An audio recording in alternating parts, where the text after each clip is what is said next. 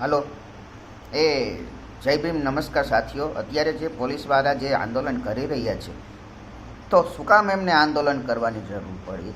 પોલીસવાળા જિગ્નેશ મેવાણીએ એવું નિવેદન આપે કે પોલીસવાળાના ફટા ઉતારો. તો એવું નિવેદન તો કેટલાય નેતાઓએ આપેલું છે, ભાજપના હોય કે ગમે એ પક્ષના હોય. તો તમને સિર્ફ ખાલી જિગ્નેશ મેવાણી સાથે જ વિરોધ છે? શું તમને સમાજમાં જાગૃતતા આવે તે ગમતું નથી?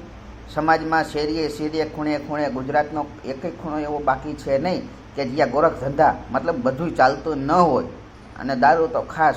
અને એમાંય તે હવે તો ડ્રગ્સનું જે નીકળ્યું છે, તો જિગ્નેશભાઈ મેવાણીએ જે વાત કરી તે સમાજ સુધારવાની જ વાત કરી છે, એમાં કંઈક ખોટી વાત કરી નથી.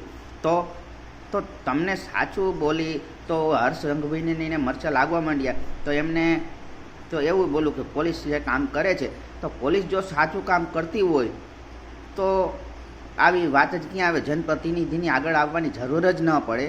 અને પોલીસને સમાજની સુરક્ષા માટે રાખી છે. પોલીસને આવા આંદોલન કરવાના ન હોય, તેને તેનું કામ જ કરવાનું હોય. કોઈ પણ સંવૈધાનિક પદ ઉપર બેઠા હોય તેને બધી રીતે તૈયાર રહેવું પડે. એટલે જો તમારામાં સાચી સરકાર અને જનતાની સાચી નિષ્ઠા હોય તો તમે જિગ્નેશભાઈ મેવાણીએ જે કર્યું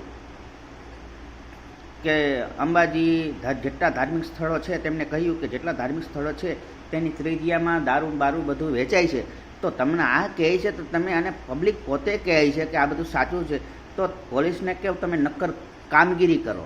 હવે આંદોલન કરવાથી તમે રહ્યા પ્રજાના રક્ષક છો, તમારે આંદોલન ન કરાય અને તમારે સત્યને સ્વીકારવું જ પડશે. જય ભીમ, જય સંવિધાન.